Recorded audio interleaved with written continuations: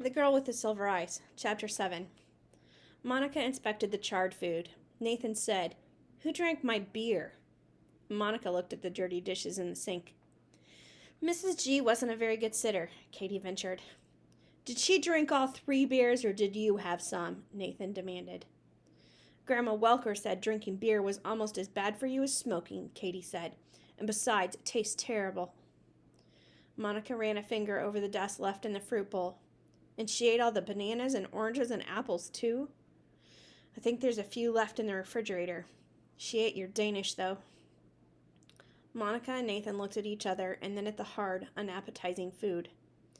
"Maybe we could cut the bottom off the meatloaf and the rest would be edible," Monica said uncertainly. "I still have stuff left for a salad, if the sitter didn't eat that, too."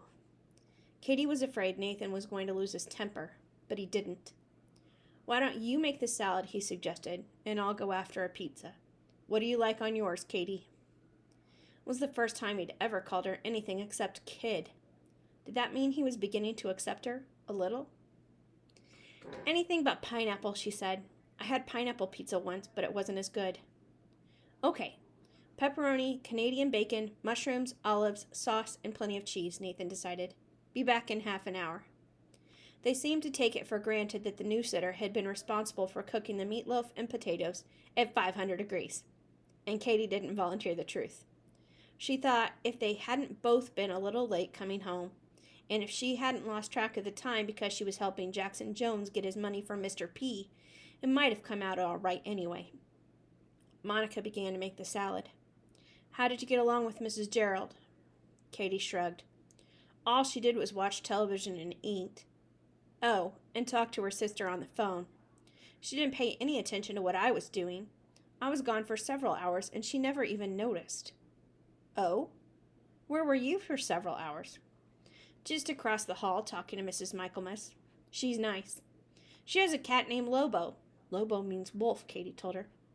"Yeah, I got an idea. Why don't you ask Mrs. M if she could keep an eye on me instead of a sitter? It wouldn't cost so much if she didn't have to come over here and stay, and she wouldn't eat all our food and mess up our apartment. Why don't you ask her?" Monica considered. "You like her?" "Yeah, she has great books to read. She lent me some of them." "And she likes you?"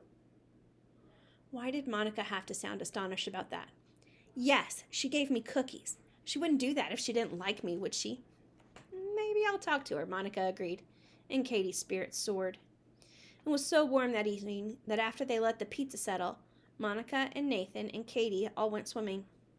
Mr. P had been in and was just coming out.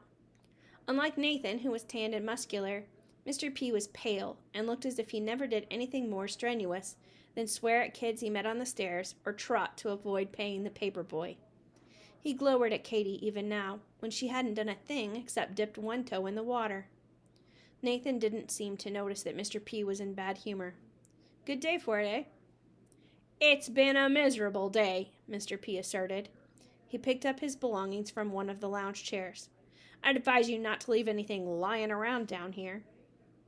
"Why, somebody in the building steals?" Nathan asked. "I don't know about steals, but I left my shoes and socks here the other day, way back from the edge of the pool, and some joker poured water over them. The shoes were full when I came to get them."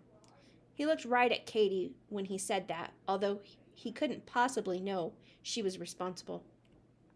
"Well, this is the first time any of us has been down here," Monica said, slipping off her sandals. "I'll race you, Katie." Katie was a fairly good swimmer. The water was cool and soft as silk against her skin. She didn't beat Monica racing to the far end of the pool, but she nearly tied her. For the first time in a good many days, she forgot all the problems in her life and just gave herself over to enjoying herself. She dived to the bottom of the pool and then surfaced for air when she suddenly realized there was somebody standing on the edge of the pool. It was the new tenant, Adam Cooper. He wasn't wearing a bathing suit, but he didn't seem to mind that she splashed a little water on him when she came up. "Hi," he said. "How's the water?" "Feels great," Nathan said, floating on his back. "You live here too?" "I will tomorrow. I asked the little girl to help me haul things in the morning, and then it occurred to me that maybe I better ask her folks first. Make sure it was all right with them. People get ideas these days about strange men and little girls.